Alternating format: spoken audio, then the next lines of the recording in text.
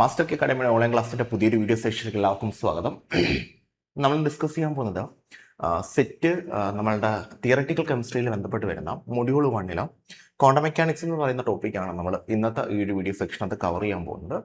അപ്പം തിയററ്റിക്കൽ കെമിസ്ട്രിയിലാണ് നമുക്ക് quantum mechanics ഉൾപ്പെടുത്തിയിരിക്കുന്നത്. അപ്പം കുറച്ച് ഡീറ്റെയിൽ ആയിട്ട് ക്വാണ്ടം മെക്കാനിക്സ് നമുക്ക് എടുക്കാനുണ്ട്. അതിൻ്റെ ബേസിക്സ് തൊട്ടുള്ള കാര്യങ്ങളാണ് നമ്മുടെ സിലബസിൽ പറഞ്ഞേക്കുന്നത്. അപ്പം എന്താണ് ആദ്യം നമുക്ക് സിലബസ് നോക്കാം.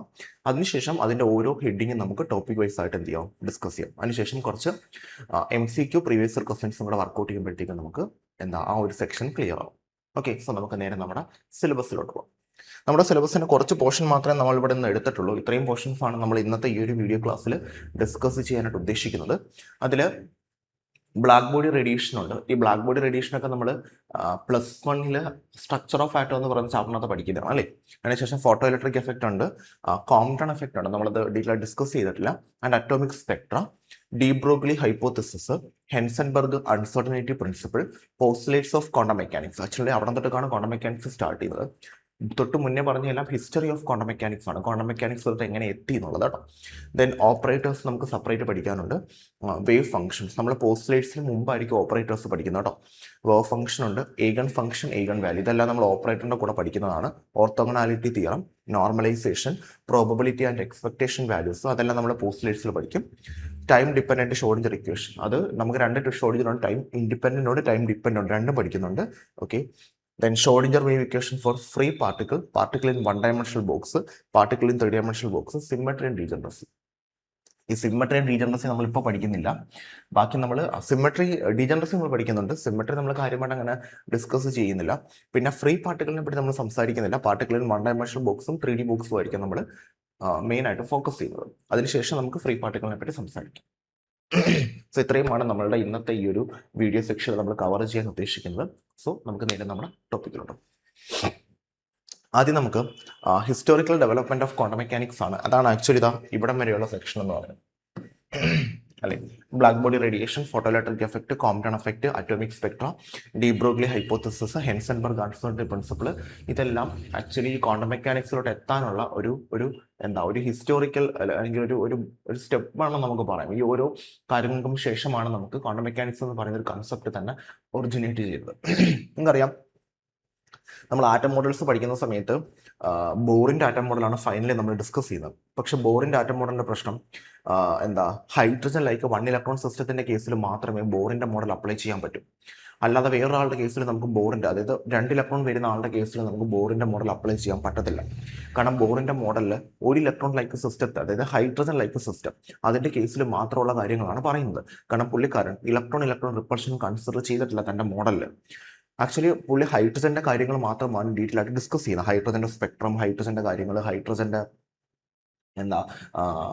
ഓർബിറ്റൽസ്, ഹൈഡ്രജൻ ഇലക്ട്രോണിൻ്റെ റിവോൾവ്, പിന്നെ അതായത് ന്യൂക്ലിയസ്, ഇങ്ങനെയുള്ള കാര്യങ്ങൾ മാത്രമേ പുള്ളി, ആംഗുലർ മൊമെൻറ്റം, റേഡിയസ്, ഇതൊക്കെയാണ് പുള്ളി ഡിസ്കസ് ചെയ്തേക്കുന്നത്. പക്ഷേ ഹൈഡ്രജൻ്റെ കണക്ക് 1 ഇലക്ട്രോൺ വരുന്ന എല്ലാവരുടെയും കേസിൽ നമുക്ക് ബോറിൻ്റെ മോഡൽ അപ്ലൈ ചെയ്യാൻ പറ്റും.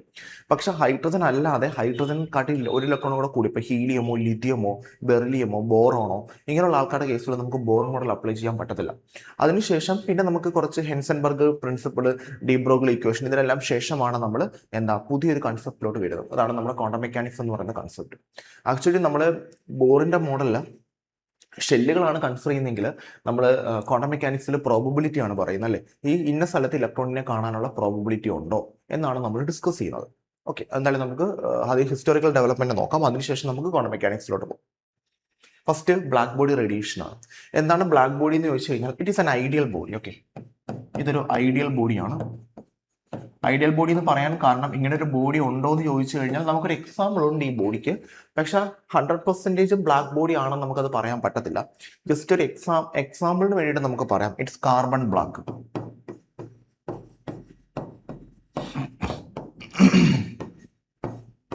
കാർബൺ ബ്ലാക്ക് എന്താണ് ബ്ലാക്ക് ബോഡി എന്ന് ഞാൻ ആദ്യം പറയാം, അതിനുശേഷം ബ്ലാക്ക് ബോഡി റേഡിയേഷൻ പറയാം. ബ്ലാക്ക് ബോഡി എന്ന് പറയുന്നത് നമ്മുടെ ബ്ലാക്ക് ഹോൾ കണക്കാണ്. നമ്മൾ ബ്ലാക്ക് ഹോളൊക്കെ നമ്മൾ പറയത്തില്ല കോമൺ ആയിട്ട്, അതേ കണക്കാണ്. ഇതിനകത്തോട്ട് വരുന്ന എന്തിനേയും ഇത് അബ്സോർബ് ചെയ്യും. ഓക്കെ, ബ്ലാക്ക് ഹോൾ ആണെങ്കിലാണ് എന്തിനെ അബ്സോർബ് ചെയ്യും, പക്ഷെ തിരിച്ചു വിടത്തില്ല അല്ലേ. പിന്നെ അതിനകത്ത് പെട്ടുപോകും നമ്മൾ. പക്ഷെ ബ്ലാക്ക് ബോഡി അങ്ങനല്ല, റേഡിയേഷൻസിനെയാണ് അബ്സോർബ് ചെയ്യുകയും ചെയ്യും, അതേ കണക്ക് തന്നെ എമിറ്റ് ചെയ്യുകയും ചെയ്യും. അബ്സോർബ് ചെയ്യുന്നു, എമിറ്റ് ചെയ്യുന്നു. എമിറ്റ് ചെയ്യുമ്പോൾ നമ്മൾ ആ റേഡിയേഷനെ വിളിക്കുന്ന പേരാണ് ബ്ലാക്ക് ബോഡി റേഡിയേഷൻ. ഓക്കെ, അപ്പോൾ ഇതാണ് സിംപിളി ബ്ലാക്ക് ബോഡി എന്ന് പറഞ്ഞു കഴിഞ്ഞാൽ ഏത് റേഡിയേഷനെയും അബ്സോർബ് ചെയ്യുകയും ചെയ്യും, അതേ കണക്ക് തന്നെ എമിറ്റ് ചെയ്യുകയും ചെയ്യും. എമിറ്റ് ചെയ്യുമ്പോൾ നമ്മൾ അതിനെ വിളിക്കുന്ന പേരാണ് ബ്ലാക്ക് ബോഡി റേഡിയേഷൻ. അബ്സോർബ് ചെയ്യുന്ന ബോഡിയെ വിളിക്കുന്ന പേരാണ് black body. Best example carbon black ആണ്. നോക്കാം നമുക്ക്. A black body is a idealised physical body. ഒരു ഐഡിയൽ ബോഡിയാണ് that absorb all incident electro magnetic radiation. അപ്പോൾ നമ്മൾ ക്വസ്റ്റ്യൻ വരും, എന്താണ് electro magnetic radiation? Electro magnetic radiation എന്ന് പറയുന്ന കൺസെപ്റ്റ് ഒറിജിനേറ്റ് ചെയ്തത് മാക്സ്വെല്ലിന്റെ തിയറി എന്നാണ്, അല്ലെ? മാക്സ്വെൽ പുള്ളിക്കാരൻ ഒരു സ്റ്റഡി നടത്തി. ചാർജ്ഡ് ബോഡി മൂവ് ചെയ്യുമ്പോൾ എന്തെങ്കിലും പ്രൊഡ്യൂസ് ചെയ്യുന്നുണ്ടെന്നാണ് മാക്സ്വെല്ല് കണ്ടുപിടിച്ചത്. ഒരു ചാർജ്ഡ് ബോഡി മൂവ് ചെയ്യുന്ന സമയത്ത് അൾട്ടർനേറ്റ് ആയിട്ട് ഇലക്ട്രിക് ഫീൽഡും മാഗ്നറ്റിക് ഫീൽഡും പ്രൊഡ്യൂസ് ചെയ്യുന്നുണ്ട്. അതിനെ ആ ബോഡിയുടെ കൂടെ കൊണ്ടുപോവുകയും ചെയ്യുന്നുണ്ട്, ശരിയല്ലേ? ആ അൾട്ടർനേറ്റർ പ്രൊഡ്യൂസ് ചെയ്യുന്ന electric field and magnetic field move ചെയ്യുന്നത് വേവുകളുടെ ഫോമിലായിരിക്കും. ഈ അൾട്ടർനേറ്റ് ആയിട്ട് ഇലക്ട്രിക് ഫീൽഡും മാഗ്നറ്റിക് ഫീൽഡും പ്രൊഡ്യൂസ് ചെയ്യുന്ന നമ്മളുടെ മൂവിങ് ബോഡിയുടെ കൂടെ പോകുന്ന വേവുകളുടെ രൂപത്തിൽ ട്രാവൽ ചെയ്യുന്ന ആൾക്കാരെ നമ്മൾ വിളിക്കുന്ന പേരാണ് ഇലക്ട്രോ മാഗ്നറ്റിക് റേഡിയേഷൻ. ഇതിനകത്ത് ഇലക്ട്രിക് ഫീൽഡും മാഗ്നറ്റിക് ഫീൽഡും പെർപെൻഡിക്കുലർ ആണ്. പിന്നെ ഇവർക്ക് പ്രത്യേകിച്ച് മൂവ് ചെയ്യാൻ മീഡിയത്തിന്റെ ആവശ്യമില്ല. ആർക്കാ? Electro magnetic radiation. ബോഡിക്കല്ല, ഇലക്ട്രോ മാഗ്നറ്റിക് റേഡിയേഷൻ. പ്രത്യേകിച്ച് മീഡിയത്തിന്റെ ആവശ്യമില്ല മൂവ് ചെയ്യാനായിട്ട്. പിന്നെ ഇവർക്ക് വാക്വത്തിലൂടെ മൂവ് ചെയ്യാൻ പറ്റും. ഇവർ ട്രാവൽ ചെയ്യുന്ന സ്പീഡ് ലൈറ്റിന്റെ അതേ സ്പീഡാണ്. 3 × 10⁸ മീറ്റർ പെർ സെക്കൻഡ്, അല്ലെങ്കിൽ 3 × 10⁻10 സെന്റിമീറ്റർ പെർ സെക്കൻഡ് അവരുടെ ട്രാവൽ. ഓക്കെ, പിന്നെ അൾട്ടർനേറ്റ് ആയിട്ടാണ് ഇവിടെ ഇലക്ട്രിക് ഫീൽഡും മാഗ്നറ്റിക് ഫീൽഡും പ്രൊഡ്യൂസ് ചെയ്യുന്നത്. അപ്പം ഈ ഇലക്ട്രോ മാഗ്നറ്റിക് റേഡിയേഷൻ ഈ ബോഡിയിലോട്ട് വന്ന് വീണ് കഴിഞ്ഞാൽ ആ ബോഡി ആ റേഡിയേഷനെ എല്ലാം അബ്സോർബ് ചെയ്യുന്നു. Okay, regardless of frequency or angle of incidence. Frequency എത്രയാണ്? കാരണം ഇലക്ട്രോ മാഗ്നറ്റിക് റേഡിയേഷൻ ഒരുപാട് ടൈപ്പ് ഉണ്ട്, ഞങ്ങൾക്ക് അത് അറിയായിരിക്കും, അല്ലെ? കോസ്മിക് റേ ഉണ്ട്, ഗാമാ റേ ഉണ്ട്, അല്ലെ? എക്സ്റേ ഉണ്ട്, UV, visible, infrared, microwave, radio wave. ഇത് നമ്മളുടെ ഫ്രീക്വൻസി വേവ് ലെങ്തിന്റെ ഓർഡർ ആണ്. വേവ് ലെങ്ത് ഏറ്റവും കൂടിയ ആളാണ് റേഡിയോ വേവ്സ്. അതുകൊണ്ടാണ് നമ്മൾ റേഡിയോ ട്രാൻസ്മിറ്റർ FM-ലൊക്കെ യൂസ് ചെയ്യുന്നത്. കാരണം ഒരുപാട് ദൂരം ഇവർക്ക് ട്രാവൽ ചെയ്യാൻ പറ്റും, വേവ് ലെങ്ത് കൂടുതലാണ്. ഓക്കെ, എനർജി കൂടിയ ആളാണ് നമ്മുടെ കോസ്മിക് റേ. എനർജി കൂടിയ ആള് അങ്ങോട്ട് പോകുമ്പോഴത്തേക്ക് വേവ് ലെങ്ത് കൂടുകയാണ് ചെയ്യുന്നത്, എനർജി കുറയുക ചെയ്യുന്നത്. ഇങ്ങോട്ട് വരുന്നതോറും എനർജി കൂടും, വേവ് ലെങ്ത് കുറയും. ഇതാണ് ഇവരുടെ ഓർഡർ. അപ്പോൾ ഇവർക്ക് പല ഫ്രീക്വൻസീസ് ഉണ്ട്, പല വേവ് ലെങ്ത് ഉണ്ട്, പല ഫ്രീക്വൻസീസ് ഉണ്ട്. ആൻഡ് ഇവർ വന്ന് വീഴുന്നത് പല ആംഗിളിലായിരിക്കും ഈ ബ്ലാക്ക് ബോഡിയിലോട്ട്. പക്ഷെ ഇതൊന്നും ബ്ലാക്ക് ബോഡിയെ സ്വാധീനിക്കുന്നില്ല. തൻ്റെ ബോഡിയിലോട്ട് ഏത് റേഡിയേഷൻ, ഏത് ഇലക്ട്രോ മാഗ്നറ്റിക് റേഡിയേഷൻ വന്ന് വീണ് കഴിഞ്ഞാലും ഈ ബ്ലാക്ക് ബോഡി ആ റേഡിയേഷനെ അബ്സോർബ് ചെയ്യും. Okay, it also A perfect emitter of radiation. അത് മാത്രമല്ല, ഇയാൾ ഒരു പെർഫെക്റ്റ് എമിറ്ററും കൂടാണ്. ആ റേഡിയേഷൻ്റെ ഒരു പെർഫെക്റ്റ് എമിറ്ററും കൂടാണ്. The radiation emitted by a black body is called black body radiation. ആ ബ്ലാക്ക് ബോഡി എമിറ്റ് ചെയ്യുന്ന റേഡിയേഷനെ നമ്മൾ വിളിക്കുന്ന പേരാണ് ബ്ലാക്ക് ബോഡി റേഡിയേഷൻ. ഇതാണ് ബ്ലാക്ക് ബോഡി എന്ന് പറയുന്ന സാധനം. ഒരു ഐഡിയൽ ബോഡിയാണ്, വരുന്ന റേഡിയേഷനെ എല്ലാം അബ്സോർബ് ചെയ്യുന്നു, എന്നിട്ട് അതേ കണക്ക് ഒരു പെർഫെക്റ്റ് എമിറ്ററുമാണ്. ഈ വന്നു വീഴുന്ന റേഡിയേഷന്റെ ഫ്രീക്വൻസിയോ ആംഗിൾ ഓഫ് ഇൻസിഡൻസോ ഇതൊന്നും, വന്നു വീഴുന്ന radiation means electro magnetic radiation, അതിന്റെ ആംഗിൾ ഓഫ് ഇൻസിഡൻസോ അതേ കണക്ക് തന്നെ നമ്മളുടെ ഫ്രീക്വൻസിയോ ഇതിനെ ഒന്നും ഇത് ബാധിക്കുന്നില്ല. ജസ്റ്റ് വരുന്ന റേഡിയേഷനെ എല്ലാം അബ്സോർബ് ചെയ്യുന്നു. And also A perfect emitter. നോക്കാം, കീ എക്സ്പെരിമെന്റൽ ഫൈൻഡിങ്സ് ആണ്. The intensity of radiation varies with wavelength for a given temperature. നമുക്ക് ആക്ച്വലി ഈ എമിറ്റ് ചെയ്യുന്ന ബ്ലാക്ക് ബോഡി റേഡിയേഷനെ തീരുമാനിക്കുക, അതിൻ്റെ ഫ്രീക്വൻസിയും ഇൻറ്റൻസിറ്റിയൊക്കെ തീരുമാനിക്കുന്നത് നമ്മളുടെ ബ്ലാക്ക് ബോഡിയുടെ ടെമ്പറേച്ചറാണ്. ഈ ബ്ലാക്ക് ബോഡിയുടെ ടെമ്പറേച്ചറാണ് പോകുന്നത്, അതായത് ബ്ലാക്ക് ബോഡി അബ്സോർബ് ചെയ്യുമല്ലോ, അത് വിട്ടേക്ക് അബ്സോർബ് ചെയ്യുന്നു. അതിനുശേഷം അത് എമിറ്റ് ചെയ്യുന്നത് അതിൻ്റെ ആ ബ്ലാക്ക് ബോഡി ഏതാണോ അതിൻ്റെ ഉള്ളിലെ ടെമ്പറേച്ചറിനെ ഡിപ്പെൻഡ് ചെയ്തിരിക്കും. ഇനി ടെമ്പറേച്ചർ കോൺസ്റ്റന്റ് ആണെങ്കിൽ, അതായത് ആ ബ്ലാക്ക് ബോഡിയുടെ ടെമ്പറേച്ചർ കോൺസ്റ്റന്റ് ആണെങ്കിൽ, പിന്നെ അത് ആ ഇന്റൻസിറ്റി, അതായത് ആ എമിറ്റ് ചെയ്യുന്ന റേഡിയേഷന്റെ ഇന്റൻസിറ്റി അത് തീരുമാനിക്കുന്നത് ആരാ? വേവ് ലെങ്ത് ആണ്. വേവ് ലെങ്തിനനുസരിച്ച് വ്യത്യാസം വരും. Okay, there exists a wavelength lambda max at which intensity is maximum. നമുക്ക് എപ്പോഴും ഒരു മാക്സിമം ലാംഡ വാല്യൂ ഉണ്ട്, വേവ് ലെങ്തിന്റെ വാല്യൂ ഉണ്ട്. ആ വാല്യൂവിൽ നമുക്ക് എന്താ ഇന്റൻസിറ്റി മാക്സിമം ആയിരിക്കും. എടാ ഇതിങ്ങനെടാ, ഇന്റൻസിറ്റി ഒരു പ്രത്യേക വേവ് ലെങ്ത് വരെ കൂടും. പിന്നെ ആ മാക്സിമം കഴിഞ്ഞാൽ പിന്നെ നമ്മൾ എത്ര കൂട്ടിയാലും അത് കൂടത്തില്ല, കുറയത്തേ ഉള്ളൂ. As temperature increases, lambda max shift towards shorter wavelength. Temperature കൂടുന്നതിനനുസരിച്ച് ലാംഡ മാക്സ് ഷോർട്ടർ വേവ് ലെങ്തിലോട്ട് shift towards shorter wavelengths. Shorter വേവ് ലെങ്സിലോട്ട് എന്ത് ചെയ്യുന്നു? ഷിഫ്റ്റ് ചെയ്യുന്നു. Total energy radiated increases rapidly with temperature. Total energy radiated, എത്ര എനർജി റേഡിയേറ്റ് ചെയ്തു എന്നുള്ളത് ഇൻക്രീസസ് റാപ്പിഡ്ലി വിത്ത് ടെമ്പറേച്ചറിനനുസരിച്ച് കൂടും.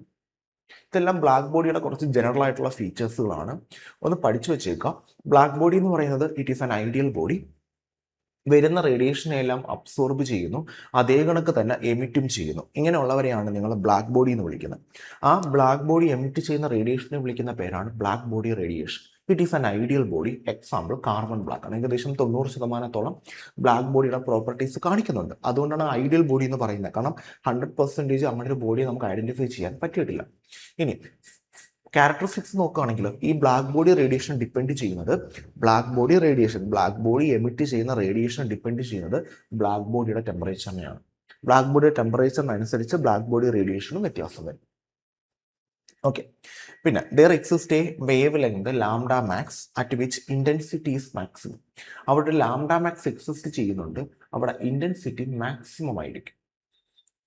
ഒന്ന് ഓർത്ത് വെച്ചേക്ക കാര്യങ്ങളല്ല. Planck's quantum hypothesis. Okay, Planck's quantum theory നോക്കാം നമുക്ക്. Max Planck in 19 resolved the ultraviolet stratosphere by introducing quantum hypothesis. Key postulates: electromagnetic radiation is emitted or absorbed in discrete packets called quantum. ഈ electromagnetic radiation absorb ചെയ്യുന്നതോ അല്ലെങ്കിൽ emit ചെയ്യുന്നതോ രണ്ടും packets of energy ആയിട്ടാണ്, അല്ലാതെ continuous ആയിട്ടല്ല. It's A packets of energy. നമ്മളുടെ അബ്സോർബൻസുമായിട്ട് നമ്മൾക്ക് ക്വാണ്ടം മെക്കാനിക്സിൽ നമ്മളുടെ റേഡിയേഷനെ അബ്സോർബ് ചെയ്യുന്നതുമായിട്ട് കണക്ട് ചെയ്യാൻ പറ്റുന്നതാണ്. അപ്പോൾ പ്ലാങ്ക്സിന്റെ ക്വാണ്ടം തിയറി എന്ന് പറയുന്നത്, പുള്ളിക്കാരൻ പറയുന്നത് ഒരു ബോഡി അല്ലെങ്കിൽ റേഡിയേഷൻ അബ്സോർബ് ചെയ്യുന്നതോ എമിറ്റ് ചെയ്യുന്നതോ ഇലക്ട്രോമാഗ്നറ്റിക് റേഡിയേഷൻ അബ്സോർബ് ചെയ്യുന്നതോ എമിറ്റ് ചെയ്യുന്നതോ ഒരിക്കലും എന്തായിട്ടല്ല, കണ്ടിന്യൂസ് ആയിട്ടല്ല, പകരം ഡിസ്കണ്ടിന്യൂസ് ആയിട്ടാണ്. ആദ്യം ഒരു സെറ്റ് എമിറ്റ് ചെയ്യുന്നു അല്ലെങ്കിൽ അബ്സോർബ് ചെയ്യുന്നു, അതിനുശേഷമേ അടുത്ത സെറ്റിനെ അബ്സോർബ് ചെയ്യത്തുള്ളൂ. സോ ഡിസ്ക്രീറ്റ് പാക്കറ്റ്സ് ആണ്. പാക്കറ്റ്സിനെ വിളിക്കുന്ന പേര് ക്വാണ്ട എന്നാണ്. ലൈറ്റ് ആണെങ്കിൽ ആ പാക്കറ്റ്സിനെ നമ്മൾ ഫോട്ടോൺ എന്ന് വിളിക്കും. ലൈറ്റ് ആണെങ്കിൽ അബ്സോർബ് ചെയ്യുന്ന ഒരു പാക്കറ്റിനെ നമ്മൾ വിളിക്കുന്ന പേര് ഫോട്ടോൺ എന്നാണ്. എനർജി ഓഫ് ഈച്ച് ക്വാണ്ടം, ഓരോ ക്വാണ്ടത്തിന്റെയും എനർജി അല്ലെങ്കിൽ ഓരോ പാക്കറ്റിന്റെയും എനർജി എന്ന് പറയുന്നത് E=H ആയിരിക്കും. ഈ ഡയറക്ട്ലി പ്രൊപ്പോർഷണൽ ടു ഫ്രീക്വൻസി ആയിരിക്കും. ഫ്രീക്വൻസിക്ക് അനുസരിച്ച് എനർജിക്കും വ്യത്യാസം വരും. That means E=H. എനർജി എന്ന് പറയുന്നത് H ആയിരിക്കും. H പ്ലാങ്ക്സ് കോൺസ്റ്റന്റും ന്യൂ ഫ്രീക്വൻസിയാണ്. H 6.626 × 10⁻⁻34 ജൂൾ സെക്കൻഡ് ആണ്. അതിനാണ് നിങ്ങൾ പ്ലാങ്ക്സ് കോൺസ്റ്റന്റ് എന്ന് വിളിക്കുന്നത്. Energy can only be exchanged in integral multiples of H. എനർജിയെ നമുക്ക് ഇന്റഗ്രൽ മൾട്ടിപ്പിൾസ് ഓഫ് H മാത്രമേ എക്സ്ചേഞ്ച് ചെയ്യാൻ പറ്റൂ എന്നാണ് കൺസെപ്റ്റ്. ഇത് ഒരു മോളിന്റെ കേസിലാണ്. 2 മോളാകുമ്പോൾ E=NH എന്നാണ് വരേണ്ടത്. ഇതാണ് പ്ലാങ്ക്സിന്റെ ക്വാണ്ടം തിയറി എന്ന് പറയുന്നത്. റേഡിയേഷൻ അബ്സോർബ് ചെയ്യുന്ന ഇലക്ട്രോമാഗ്നറ്റിക് റേഡിയേഷനെ പറ്റിയാണ്. ബ്ലാക്ക് ബോഡിക്കൊക്കെ നമുക്ക് അപ്ലൈ ചെയ്യാൻ പറ്റുന്നതാണ്. അപ്പം അബ്സോർബ് ചെയ്യുന്നത് കണ്ടിന്യൂസ് ആയിട്ടല്ല, ഡിസ്കണ്ടിന്യൂസ് ആയിട്ടാണ്.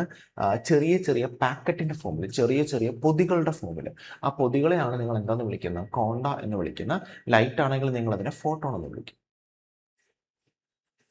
ദെൻ ഫോട്ടോ ഇലക്ട്രിക് എഫക്റ്റ് ആണ്. ഈ ഫോട്ടോ ഇലക്ട്രിക് എഫക്റ്റും ഇലക്ട്രോ മാഗ്നറ്റിക് റേഡിയേഷനുമായിട്ട് ബന്ധപ്പെട്ട് വരുന്നത് ഇതെല്ലാം പാർട്ടിക്കിൾ നേച്ചറാണ്. ബ്ലാക്ക് ബോഡി റേഡിയേഷൻ ആയാലും ഫോട്ടോ ഇലക്ട്രിക് എഫക്റ്റ് ആയാലും. കാരണം നമ്മൾ +1 പഠിച്ച, എനിക്ക് ഓർമ്മയുണ്ടോ എന്ന് അറിയില്ല, നമ്മൾ അവിടെ ആദ്യം നമ്മളുടെ ബോറിന്റെ മോഡൽ പറയുന്നതിന് മുന്നേ നമ്മൾ ഈ ബോറിന്റെ മോഡൽ ബോർ എത്തുന്നതിന് മുന്നേ കുറേ കാര്യങ്ങൾ ഡിസ്കസ് ചെയ്യുന്നുണ്ട്. ആദ്യം ഇലക്ട്രോ മാഗ്നറ്റിക് റേഡിയേഷൻ ഉണ്ടാകുമെന്ന് ബോറിന് മനസ്സിലായി. ചാർജ്ഡ് ബോഡി മൂവ് ചെയ്യുമ്പോൾ ആ ഇലക്ട്രോ മാഗ്നറ്റിക് റേഡിയേഷൻ വേവുകളുടെ ഫോമിൽ മൂവ് ചെയ്യുന്നുണ്ട്. വേവ് നേച്ചറാണ്. അപ്പം വേവിന്റെ എല്ലാ കാര്യങ്ങളും നമുക്ക് അത് വെച്ചിട്ട് എക്സ്പ്ലെയിൻ ചെയ്യാൻ പറ്റുന്നുണ്ട്. അതിൻ്റെ ഇൻ്റർഫറൻസോ റിഫ്രാക്റ്റൻസോ എല്ലാം പറയാൻ പറ്റുന്നുണ്ട്. പക്ഷെ ചില properties, black body radiation, photo electric effect, spectrum, ഇങ്ങനെയുള്ള കാര്യങ്ങളൊന്നും വേവ് നേച്ചർ കൊണ്ടല്ല. അപ്പം നമുക്ക് മനസ്സിലായി നമ്മുടെ ഇലക്ട്രോ മാഗ്നറ്റിക് റേഡിയേഷന് രണ്ട് സ്വഭാവമുണ്ട്. വേവ് നേച്ചറും ഉണ്ട്, പാർട്ടിക്കിൾ നേച്ചറും ഉണ്ട്. ആ പാർട്ടിക്കിൾ നേച്ചറാണ് ഒന്ന് black body radiation, photo electric effect, spectrum. അതിൽ രണ്ടാമത്താണ് ഫോട്ടോ ഇലക്ട്രിക് എഫക്റ്റ്. എന്താണെന്ന് ചോദിച്ചു കഴിഞ്ഞാൽ, ഒരു ചില മെറ്റലിന്റെ സർഫസിനകത്തോട്ട് ഇലക്ട്രോ മാഗ്നറ്റിക് റേഡിയേഷൻ വന്ന് വീണ് കഴിഞ്ഞാൽ ചില മെറ്റലിന്റെ സർഫസിനകത്തോട്ട് ഇലക്ട്രോ മാഗ്നറ്റിക് റേഡിയേഷൻ വന്ന് വീണ് കഴിഞ്ഞാൽ ഈ സർഫസിലിരിക്കുന്ന ഇലക്ട്രോൺസ് ഇജക്ട് ചെയ്ത് പുറത്തോട്ട് പോകും. ചില മെറ്റലിന്റെ സർഫസിനകത്തോട്ട് ഇലക്ട്രോ മാഗ്നറ്റിക് റേഡിയേഷൻ വന്ന് വീണ് കഴിഞ്ഞാൽ ആ മെറ്റലിന്റെ സർഫസിൽ നിന്ന് ഇലക്ട്രോൺ ഇജക്ട് ചെയ്ത് പുറത്തോട്ട് പോകും. ഇങ്ങനെ ഇലക്ട്രോൺ ഇജക്ട് ചെയ്ത് പുറത്തോട്ട് പോകുന്ന പ്രോസസ്സിനെയാണ് നിങ്ങൾ ഫോട്ടോ ഇലക്ട്രിക് എഫക്റ്റ് എന്ന് വിളിക്കുന്നത്. ആ ഇജക്ട് ചെയ്ത് പോകുന്ന ഇലക്ട്രോണിനെ വിളിക്കുന്ന പേര്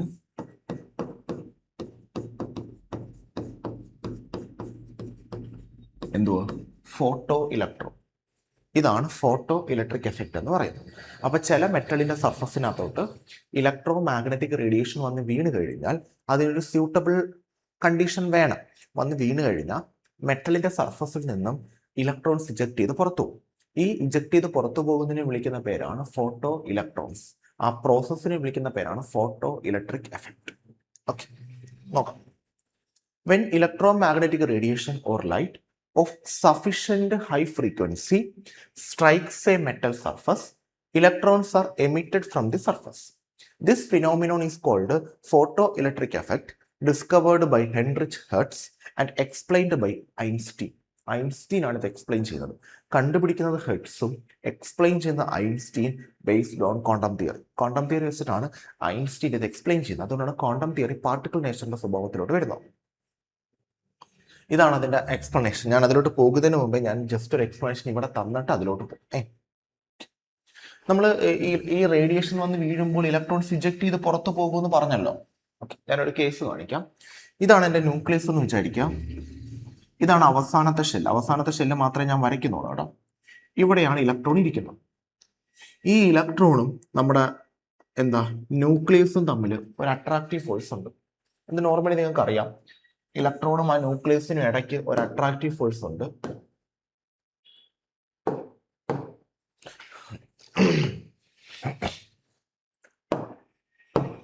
അവർക്കിടയിൽ അട്രാക്റ്റീവ് ഫോഴ്സ് ഉണ്ട്. ആ അട്രാക്റ്റീവ് ഫോഴ്സിന്റെ വാല്യൂ സപ്പോസ് 9 ആണെന്ന് വിചാരിക്കുക. അതിനെയാണ് നിങ്ങൾ മറ്റേ ഇലക്ട്രോസ്റ്റാറ്റിക് ഫോഴ്സ് ഓഫ് അട്രാക്ഷൻ എന്ന് വിളിക്കുന്നത്. ആ ഇലക്ട്രോസ്റ്റാറ്റിക് ഫോഴ്സ് ഓഫ് അട്രാക്ഷൻ ആണ് ന്യൂക്ലിയസിനെയും ഇലക്ട്രോണിനെയും ബൗണ്ട് ചെയ്ത് ഇലക്ട്രോണിനെ അവിടെ തന്നെ കീപ്പ് ചെയ്യുന്നത്. Electrostatic force of attraction.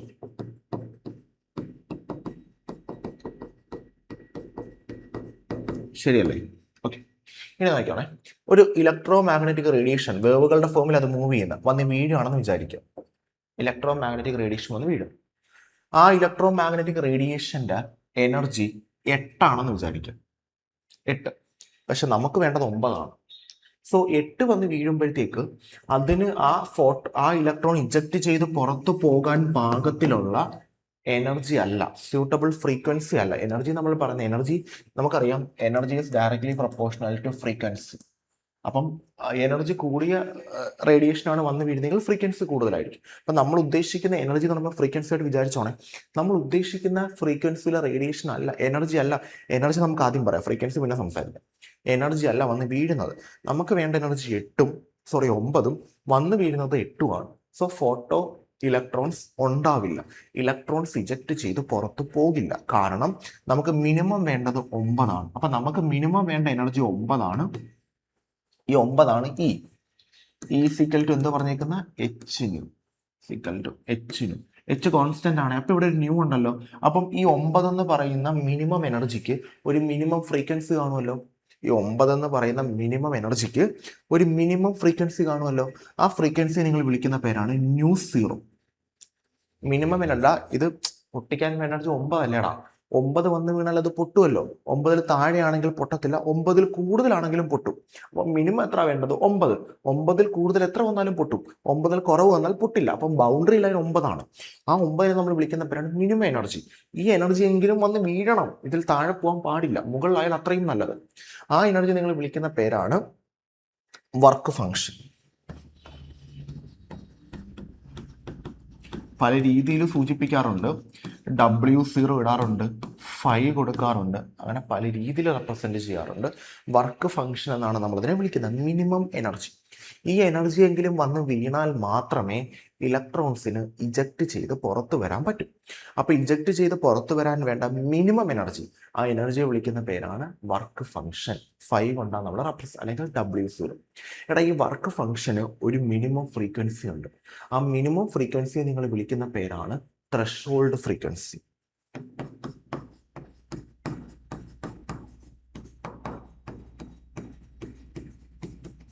എന്ന് വിളിക്കുന്ന പേര് ത്രെഷോൾഡ് ഫ്രീക്വൻസി. µ0 എന്നാണ് റെപ്രസെന്റ് ചെയ്തേക്കുന്നത്. µ0, ത്രെഷോൾഡ് ഫ്രീക്വൻസി µ0. ഇതാണ് അവിടുത്തെ ഫ്രീക്വൻസി, ത്രെഷോൾഡ് ഫ്രീക്വൻസി µ0. ക്ലിയർ ആയെന്ന് വിശ്വസിക്കുന്നു. രണ്ട് കാര്യങ്ങളും, വർക്ക് ഫംഗ്ഷനും ത്രെഷോൾഡ് ഫ്രീക്വൻസി. ഓക്കെ, അപ്പം ഇതാണ് നിങ്ങൾ മനസ്സിലാക്കേണ്ടത്. ഇത് രണ്ടുമാണ് നമ്മളുടെ കേസ് എന്ന് പറഞ്ഞേക്കുന്നത്. ഞാൻ ഇനി വേറൊരു കേസ് പറയാം, രണ്ടാമത്തെ കേസ് പറയാമേ. ഇതാണ് എൻ്റെ ന്യൂക്ലിയസും ഇതാണ് അവസാനത്തെ ഇലക്ട്രോൺ. ആസ് യൂഷ്വൽ അവിടെ നമ്മുടെ ഇലക്ട്രോസ്റ്റാറ്റിക് ഫോഴ്സ് ഓഫ് അട്രാക്ഷൻ 9 ആണ്. ഒരു ഇലക്ട്രോ മാഗ്നറ്റിക് റേഡിയേഷൻ വന്ന് വീഴുന്നു, അതിൻ്റെയും എനർജി 9 ആണ്. അപ്പം നമുക്ക് വേണ്ടത് 9 ആണ്, നമുക്ക് വേണ്ട മിനിമം 9 ആണ്, വന്ന് വീഴുന്നത് 9 ആണ്. അപ്പം നമ്മൾ നോക്കുമ്പോഴത്തേക്ക് നമുക്ക് വേണ്ടത് തന്നെ വന്ന് വീഴുന്നുണ്ട്. അതുകൊണ്ട് ഈ ബോണ്ട് പൊട്ടി ഇലക്ട്രോൺ പുറത്തു വരും. ആ ബോണ്ട് പൊട്ടി ഇലക്ട്രോൺ പുറത്തു വരും. അപ്പോൾ ആ ബോണ്ട് പൊട്ടി ഇലക്ട്രോൺ പുറത്തു വരുമ്പോഴത്തേക്ക് നമുക്ക് പറയാം ഫോട്ടോ ഇലക്ട്രിക് എഫക്റ്റ് നടന്നു. ശരിയാണ്, ഫോട്ടോ ഇലക്ട്രിക് എഫക്റ്റ് നടന്നു. ക്ലിയർ ആണ്? ഓക്കെ, നെക്സ്റ്റ് അടുത്ത കേസ് എന്ന് പറഞ്ഞു കഴിഞ്ഞാൽ ഇതാണ് നമ്മുടെ ന്യൂക്ലിയസ്, ഇതാണ് അവസാനത്തെ ഇലക്ട്രോൺ. എനർജി 9 ആണ്, വന്ന് വീഴുന്നത് 10 ആണെന്ന് വിചാരിച്ചു. നമുക്ക് വേണ്ടതിനെക്കാട്ടിയും കൂടുതൽ വന്ന് വീഴുന്നു. ഇങ്ങനെ 3 കേസാണ് നമുക്ക് വരുന്നത്. ഫോട്ടോ ഇലക്ട്രിക്, ഇത് എക്സ്പ്ലെയിൻ ചെയ്യുന്ന ഐൻസ്റ്റീൻ ആണ് കേട്ടോ. ആ എക്സ്പ്ലനേഷനാണ് നിങ്ങൾ ഈ കിടക്കുന്നത്. ഇത് നമുക്ക് പിന്നെ സംസാരിക്കാം. ആദ്യം നമുക്ക് ഇതിനെപ്പറ്റി ഒന്ന് സംസാരിക്കാം. അപ്പം നമുക്ക് വേണ്ട മിനിമം എനർജി നമ്മൾ വിളിക്കുന്ന പേര് വർക്ക് ഫംഗ്ഷൻ എന്നാണ്. ഓക്കെ, ഈ മിനിമം എനർജിയുള്ള റേഡിയേഷൻ തന്നെ വന്ന് വീണാലേ ഫോട്ടോ ഇലക്ട്രിക് എഫക്റ്റ് നടക്കും. അതിൽ കൂടുതൽ വന്നാലും ഫോട്ടോ ഇലക്ട്രിക് എഫക്റ്റ് നടക്കും, പക്ഷെ അതിൽ കുറവ് വന്നാൽ ഫോട്ടോ ഇലക്ട്രിക് എഫക്റ്റ് നടക്കത്തില്ല. മിനിമം എനർജിക്ക് ഒരു ഫ്രീക്വൻസി ഉണ്ട്. ആ മിനിമം എനർജിയുടെ ഫ്രീക്വൻസി ഇടാം. മിനിമം എനർജി 9 അല്ലേ? 9 is equal to 6.626 into 10⁻⁻34 into nu. Nu എങ്ങനെ കണ്ടുപിടിക്കും? 9 ഡിവൈഡഡ് ബൈ 6.626 ഇൻറ്റു 10⁻⁻34. ഈ വാല്യൂ, ആ വാല്യൂ ആണ് മിനിമം ഫ്രീക്വൻസി, മിനിമം എനർജിക്കുള്ള ഫ്രീക്വൻസി അല്ലെ. 9 എന്ന് പറയുന്ന എനർജിക്ക് ഒരു ഫ്രീക്വൻസി ഉണ്ടല്ലോടാ. ആ ഫ്രീക്വൻസി നമ്മൾ വിളിക്കുന്ന പേരാണ് ത്രെഷോൾഡ് ഫ്രീക്വൻസി. അപ്പം നമ്മൾ എനർജി പറയുന്നില്ലെങ്കിലും ഈ ത്രെഷോൾഡ് ഫ്രീക്വൻസി ഉള്ള ആൾ വന്ന് വീണാലും അതേ എനർജി തന്നെ ആയിരിക്കും, ഫോട്ടോ ഇലക്ട്രിക് എഫക്റ്റ് നടക്കും. പക്ഷെ ആ ഫ്രീക്വൻസിക്ക് താഴെ പോകാൻ പാടില്ല, മുകളിൽ പോയാൽ അത്രയും നല്ലത്. ഓക്കെ, രണ്ടാമത്തെ കേസ് നമുക്ക് വേണ്ടത് 9 ആണ്. അതായത് നമ്മളുടെ വർക്ക് ഫംഗ്ഷൻ 9 ആണ്, വന്ന് വീഴുന്ന ആളുടെയും എനർജി 9 ആണ്. അതായത് രണ്ടുപേർക്കും ഒരേ എനർജി, ഫോട്ടോ ഇലക്ട്രിക് എഫക്റ്റ് നടക്കും. മൂന്നാമത്തെ കേസിൽ നമുക്ക് വേണ്ടത് 9 ആണ്, വന്ന് വീഴുന്നത് 10 ആണ്. പക്ഷെ നമുക്ക് 9 മതി ബോണ്ട് പൊട്ടാൻ. ശരിയല്ലേ? സോ വന്ന് വീഴുന്ന ഫ്രീക്വൻസിയെ ഞാൻ HE എന്ന് വിളിക്കുകയാണ്, വന്ന് വീഴുന്നതിനെ E എന്ന് വിളിക്കുകയാണ്, വന്ന് വീഴുന്ന ആളുടെ എനർജി E. പിന്നെ നമുക്ക് മിനിമം വേണ്ടത് E0, നമുക്ക് വേണ്ടത് E0, 9 മതി നമുക്ക്. പ്ലസ് ഒരു 1 കൂടി ഇല്ലേ? ശരിയല്ലേ? കാരണം 10 ആണ് വന്ന് വീഴുന്നത്, അതായത് വന്ന് വീഴുന്നത് 10 ആണ്. 10 = 9 + 1, 9 മതി ബോണ്ട് പൊട്ടാൻ. ബാക്കി 1 ഇല്ലേ? ഈ 1 എന്തായിട്ട് മാറുമെന്ന് അറിയാമോ? ആ ഇലക്ട്രോണിന് എന്തായിട്ട് മാറും? കൈനറ്റിക് എനർജി ആയിട്ട് മാറും. കാരണം വന്ന് വീഴുന്ന ആളുടെ എനർജി 10 ആണ്, പക്ഷെ നമുക്ക് 9 മതി ബോണ്ട് പൊട്ടാൻ. ബാക്കി ഒരു എനർജി ഉണ്ട്. ആ എനർജി എന്തായിട്ട് മാറും? ആ ഇലക്ട്രോണിന്റെ കൈനറ്റിക് എനർജി ആയിട്ട് മാറും. എന്നാൽ ഇവിടെ നമുക്ക് വേണ്ടത് 9, വന്ന് വീഴുന്നത് 9. ഇലക്ട്രോൺ ഇജക്ട് ചെയ്ത് പുറത്തു വരും, പക്ഷെ ആ ഇലക്ട്രോൺ മൂവ് ചെയ്യാൻ പറ്റത്തില്ല, മൂവ്മെന്റ് ഇല്ലായിരിക്കും. പക്ഷെ മിനിമം എനർജിയെക്കാട്ടിയും കൂടുതൽ വന്ന് വീണാൽ, വർക്ക് ഫംഗ്ഷനെക്കാട്ടിയും കൂടുതൽ വന്ന് വീണ് കഴിഞ്ഞാൽ ആ ഇലക്ട്രോണിന് ഇജക്ട് ചെയ്ത് പുറത്തു വരാനും പറ്റും, ബാക്കിയുള്ള എനർജി വെച്ചിട്ട് ആ ഇലക്ട്രോണിന് മൂവ് ചെയ്യാനും പറ്റും. സോ ഈ മൂന്നാമത്തെ കേസാണ് നമുക്ക് വളരെ ഇമ്പോർട്ടൻറ്റ്. ഇക്ക് പകരം Hν എന്ന് കൊടുക്കുകയാണ്, E0ക്ക് പകരം Hν0 plus kinetic energy equation 12mv. ഇതാണ് നമ്മുടെ ഇക്വേഷൻ. ഈ Hν വന്ന് വീഴുന്ന ആളുടെ എനർജി, Hν0 വർക്ക് ഫംഗ്ഷൻ, അതിൽ µ0 ത്രെഷോൾഡ് ഫ്രീക്വൻസി, ന്യൂ വന്ന് വീഴുന്ന ആളുടെ ഫ്രീക്വൻസി, 12mv² കൈനറ്റിക് എനർജി. ഇതാണ് കേസ്. നെക്സ്റ്റ് കേസ് നോക്കാം നമുക്ക്. ആദ്യം ത്രെഷോൾഡ് ഫ്രീക്വൻസി തന്നെ സംസാരിക്കും. എന്താണെന്ന് മനസ്സിലായല്ലോ threshold frequency? Okay. For each metal there exists a minimum frequency called the threshold frequency below which no photoelectrons are emitted. ശരിയല്ലേ? ആ ഫ്രീക്വൻസിക്ക് താഴെ ഒരു ഇലക്ട്രോണും ഇജക്റ്റ് ചെയ്യുന്നില്ല, അല്ലെങ്കിൽ ഫോട്ടോ ഇലക്ട്രോൺസ് ഉണ്ടാവുന്നില്ല, ഫോട്ടോ ഇലക്ട്രിക് എഫക്റ്റ് നടക്കുന്നില്ല, റിഗാർഡ്ലെസ് ഓഫ് ഇന്റൻസിറ്റി. ഇന്റൻസിറ്റി എത്രയോ ആയിക്കോട്ടെ, വന്ന് വീഴുന്ന ആളുടെ ഒരു മിനിമം ഫ്രീക്വൻസി ഉണ്ടായിരിക്കണം. മിനിമം ഫ്രീക്വൻസി ഉണ്ടെങ്കിൽ മിനിമം എനർജി വരത്തുള്ളൂ. അപ്പോൾ മിനിമം ഫ്രീക്വൻസി താഴെയാണെങ്കിൽ, അതായത് ത്രെഷോൾഡ് ഫ്രീക്വൻസിക്ക് മിനിമം ഫ്രീക്വൻസിയാണ് ത്രെഷോൾഡ് ഫ്രീക്വൻസി, അതിന് താഴെയാണെങ്കിൽ ഫോട്ടോ ഇലക്ട്രിക് എഫക്റ്റ് ഇല്ല. സോ ആ മിനിമം ഫ്രീക്വൻസിയെ നമ്മൾ വിളിക്കുന്ന പേരാണ് threshold frequency. Instantaneous emission. Photoelectrons emission instantaneous with no time lag. അതായത് നമുക്ക് സ്യൂട്ടബിൾ ആയിട്ടുള്ള ഇലക്ട്രോ മാഗ്നറ്റിക് റേഡിയേഷൻ വന്ന് വീണാൽ ഉടനെ തന്നെ ഫോട്ടോ ഇലക്ട്രോൺസ് ഇജക്ട് ചെയ്യും. അതായത് ഈ റേഡിയേഷൻ വന്ന് വീഴുന്നതിനും ഫോട്ടോ ഇലക്ട്രോൺസ് ഇജക്ട് ചെയ്യുന്നതിനും ഇടയ്ക്ക് ടൈം ലാഗ് ഇല്ല. വന്ന് വീണാൽ ഉടനെ തന്നെ അവർ എന്ത് ചെയ്തു പോകും? ഇജക്ട് ചെയ്ത് പുറത്തു പോകും. അപ്പം റേഡിയേഷൻസ് വന്ന് വീഴുന്നതിനും ഫോട്ടോ ഇലക്ട്രോൺസ് ഇജക്ട് ചെയ്യുന്നതിനും ഇടയ്ക്ക് എന്തില്ല? ടൈം ലാഗ് ഇല്ല.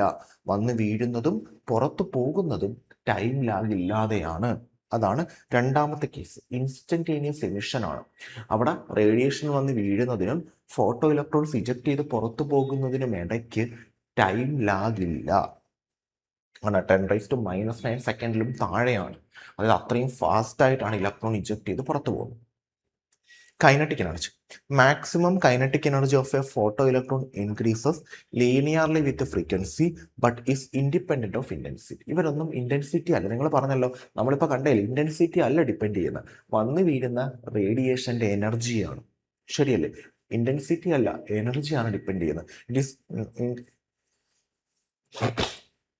Is independent of intensity. Intensity അല്ല അവർ ഡിപ്പെൻഡ് ചെയ്യുന്നത്. ശരിയല്ലേ? അവരെല്ലാം ഡിപ്പെൻഡ് ചെയ്യുന്നത് ഫ്രീക്വൻസിയാണ്. അതായത് മിനിമം ഫ്രീക്വൻസിയെക്കാട്ടിയും കൂടുതൽ ഫ്രീക്വൻസി വന്ന് വീണ് കഴിഞ്ഞാൽ ഇജക്ട് ചെയ്ത് പോകുന്ന ഇലക്ട്രോണിന് എന്തുണ്ടായിരിക്കും? കൈനറ്റിക് എനർജി ഉണ്ടായിരിക്കും. Photo current.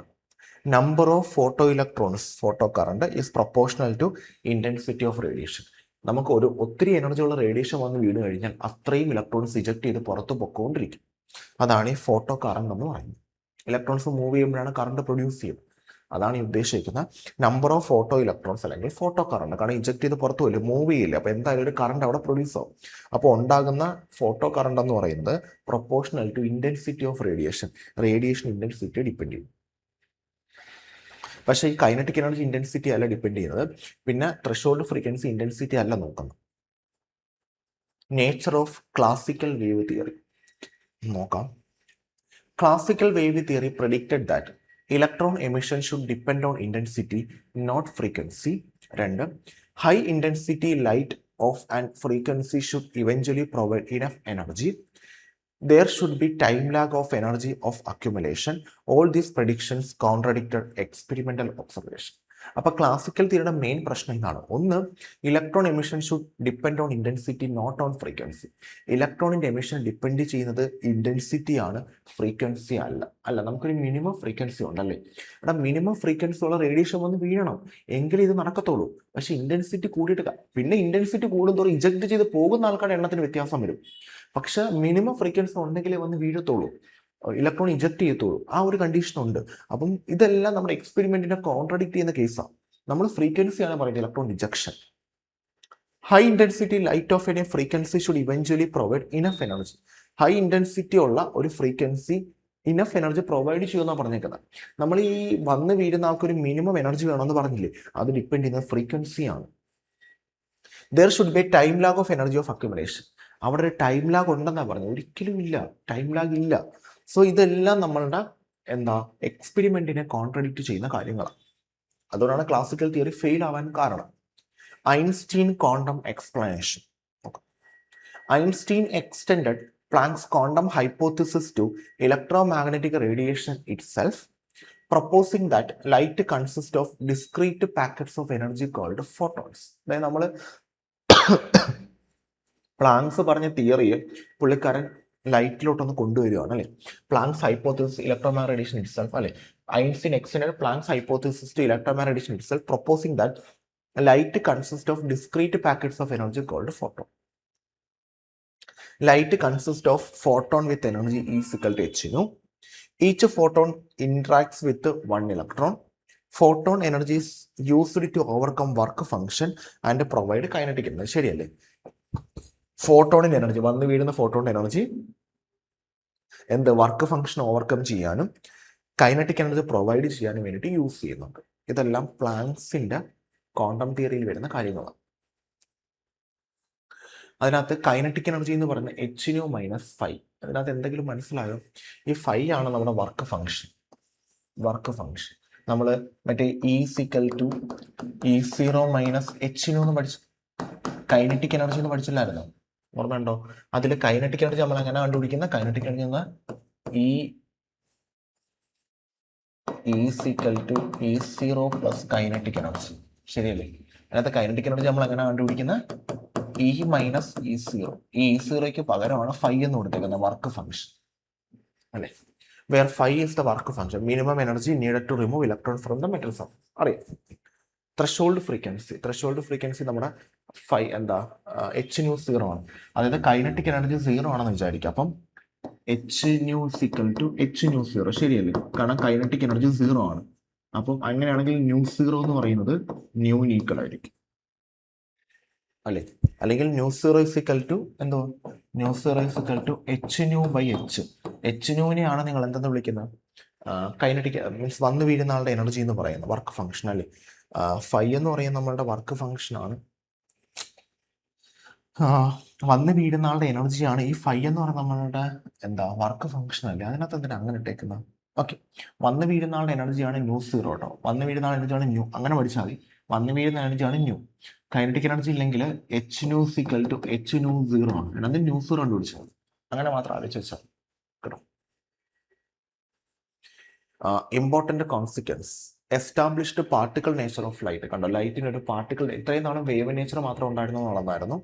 Confirmed quantum theory, provided accurate method to determine Planck's constant, demonstrated wave particle duality of electromagnetic radiation. വേവ് നേച്ചറും പാർട്ടിക്കിൾ നേച്ചറും ക്ലിയർ ആയെന്ന് വിശ്വസിക്കുന്നു.